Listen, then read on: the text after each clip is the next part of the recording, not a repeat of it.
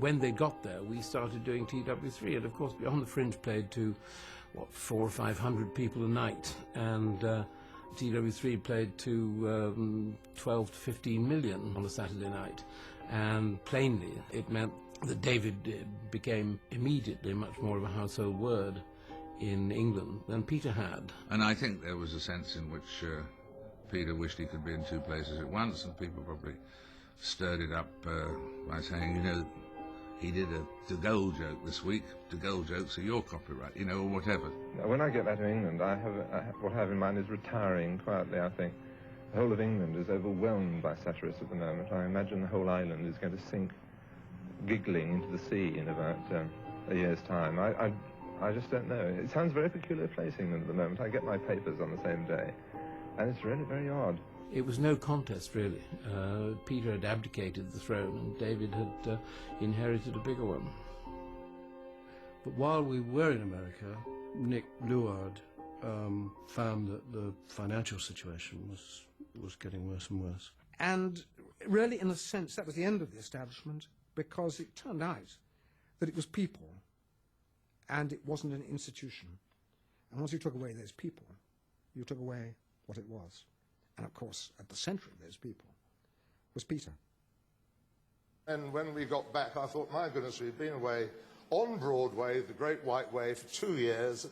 I shall be inundated with offers, and nobody knew who the hell I was. The funniest people in Beyond the Fringe were Peter Cook and Jonathan Miller and Alan Bennett. So Peter sort of picked up Dudley and used him to be his partner, and in Not Only But Also, Dudley is clearly the junior partner. The pilot of Not Only But Also was originally called The Dudley Moore Show. I was offered a program which I could fill in as I wanted to, and I asked Peter if he would join me in some sketches and stuff. And that's how it started. We didn't have any sort of extraordinary bonding between us, you know, that promised great things ahead. Hello, Dominic. Hello, Dad. How are you? Yes, I'm awfully sorry I'm late. I'm afraid I was up half the night with Lady Penelope. Oh, damn. Just a touch of swine fever. It was a very, very happy partnership right then. I really love doing this. It's just like university, but the grants are bigger. I didn't know what to wear, so I wore my ordinary clothes.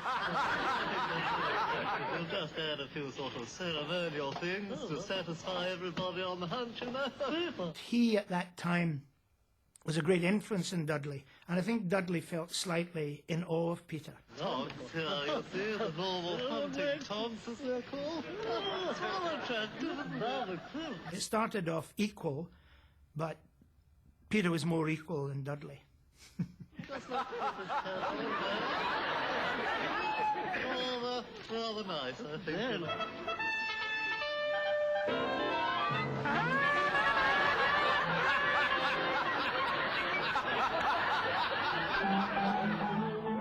I remember us talking about the opening of the show, and I was sitting there with my PA, and Peter said, well, I'd like us to be playing the piano, for the piano to be picked up, dropped into the Thames, and we continue to play the piano underwater. And the PA laughed and then said, what would you like to do, really? And Peter looked at him and said, what do you mean? Why can't we do that? And it was only then that the PA realized that Peter was serious.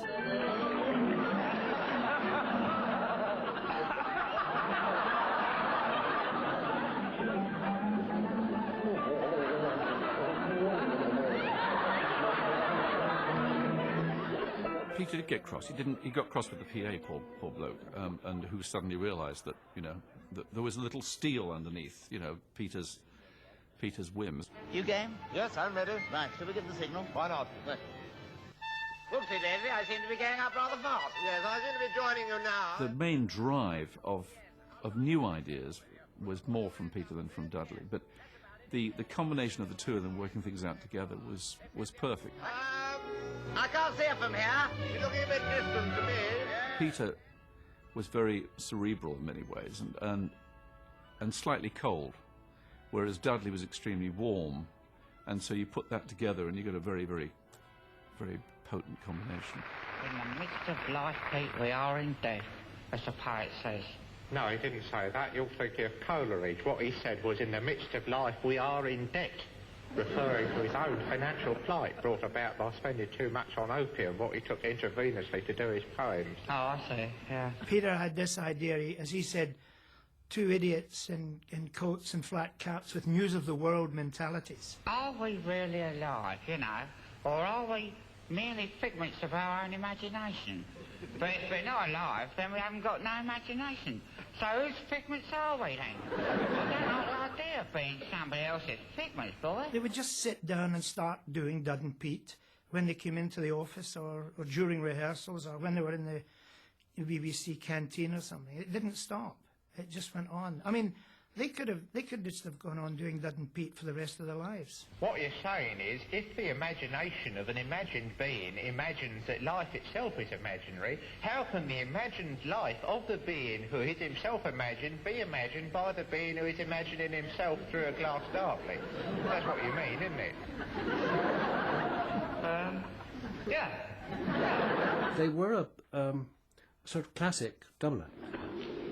1.5. Both sort of physically and temperamentally. Have you seen that bloody Leonardo da Vinci cartoon? No. I couldn't see the bloody joke. Went down there, nothing. Yeah. They had this way to improvise together, which was truly quite extraordinarily special, just between the two of them. And I think they always shared that in common, but I don't know if they really were comfortable with each other as human beings. The sense of humour must have changed over the years, Of course it has, that's why it's not funny. No, I bet when that Da Vinci cartoon first came out, I bet people were killing themselves, you know. There is no doubt that a lot of the fun comes from this kind of almost sort of the sort of madly driven imagination of Peter. With Dudley sort of hanging on to its coattails. I went up to the manager. I said, I got him by the collar. I said, here. Yeah? I said, here. Threatened me. You didn't spit sandwich at him, did you?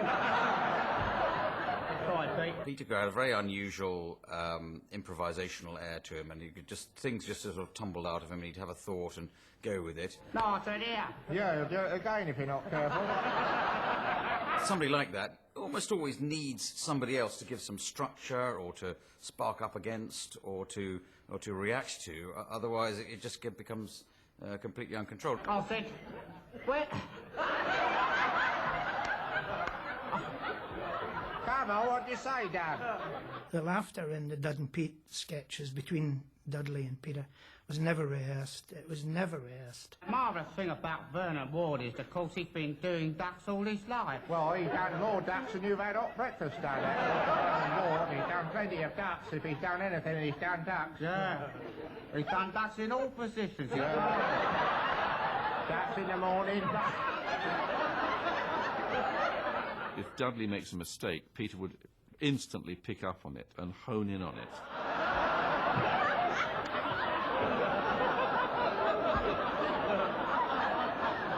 You enjoying that sandwich?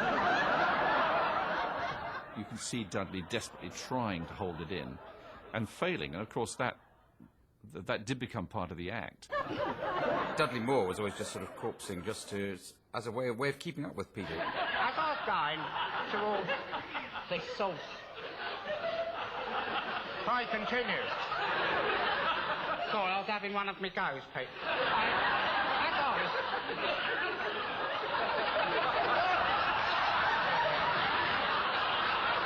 I think sometimes they genuinely did get the giggles, and sometimes they just do it as a piece of stagecraft. But when those two started laughing, you just loved them, and you wanted to laugh with them, and it didn't matter what they were saying. You just laughed. You know, I was here last week, Pete, so I don't know if I told you in the zoo. Yes, you did. I saw her. Did I? Yes, oh. yes. Yeah. And I saw... I was here with you. I saw... I think Peter kept a lot of these lines, up his sleeve in order to see what effect they had in Dudley. There's a power game at play here to some extent. I'm going to make you laugh and I'm not going to laugh. It was like a matador, with a bull. He was moving around getting ready just to, sort of deliver the coup de grace. get the sword in between Dudley's shoulders, and Dudley would slump and just try and hide from the camera.